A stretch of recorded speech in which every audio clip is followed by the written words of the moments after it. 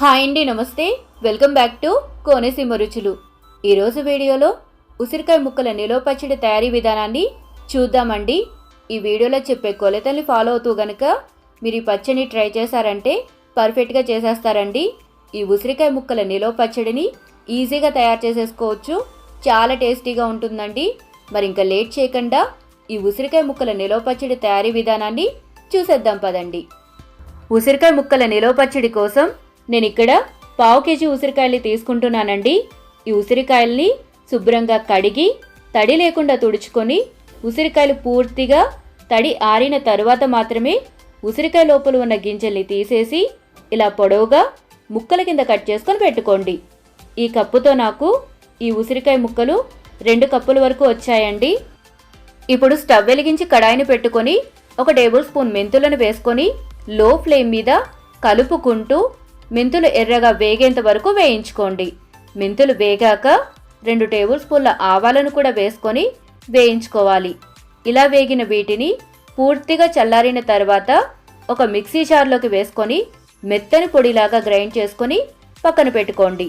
ఇప్పుడు అదే కడాయిలో 150 ml వరకు పల్లి ఆయిల్ వేసి హీట్ చేసుకోండి. ఇది నిలువ పచ్చడి కాబట్టి పల్లి ఆయిల్ అయితేనే పచ్చడి టేస్ట్ బాగుంటుందండి. అలాగే పచ్చడి ఎక్కువ రోజులు నిలవ కూడా ఉంటుంది. అందులోనే ఈ ఉసిరికాయ ముక్కల్ని వేసుకొని మధ్య మధ్యలో కలుపుతూ మీడియం ఫ్లేమ్ మీద ఫ్రై చేసుకోండి. ఉసిరికాయ ముక్కలు మరీ ఎక్కువగా వేయించక్కర్లేదండి. ఉసిరికాయ ముక్కలు ఇలా ఈజీగా కట్టేంత వరకు వేయించుకుంటే సరిపోతుంది. ఇలా వేగిన ఈ ఉసిరికాయ ముక్కల్ని ఇప్పుడు ఒక బౌల్లోకి తీసుకొని పక్కన పెట్టుకోండి. ఇప్పుడు ఇదే ఆయిల్లో పచ్చడి తాలింపు కోసం పొట్టుతో సహా దంచిన 7-8 వెల్లుల్లి రెబ్బలు, 1/2 టేబుల్ స్పూన్ ఆవాలు, సగానికి తుంచిన 3 ఎండుమిరపకాయలు, 1/4 టేబుల్ స్పూన్ వరకు పసుపు, 1 రెబ్బ కరివేపాకును కూడా వేసుకొని తాలింపును వేయించుకొని స్టవ్ ఆఫ్ చేసేసి పక్కన పెట్టుకోండి. ఈ వేగిన ఉసిరికాయ ముక్కల్లో ఇప్పుడు మనం ఏ కప్పుతో అయితే ఉసిరికాయలు కొలుచుకున్నామో అదే కప్పుతో 1/2 కప్పు వరకు కారం, 1/4 కప్పు వరకు ఉప్పు, మనం ముందుగా మిక్సీ పట్టుకుని ఉంచుకున్న ఆవాలు మెంతుల పొడి, అందులోనే ఒక చిన్న వెల్లుల్లి గడ్డని తీసుకొని ఇలా దంచుకొని వేసుకోండి. చివరిగా 2 నిమ్మకాయల నుండి తీసిన నిమ్మరసాన్ని కూడా వేసుకొని ఉప్పు కారం అన్నీ ముక్కలకి బాగా పట్టేలాగా కలుపుకోండి.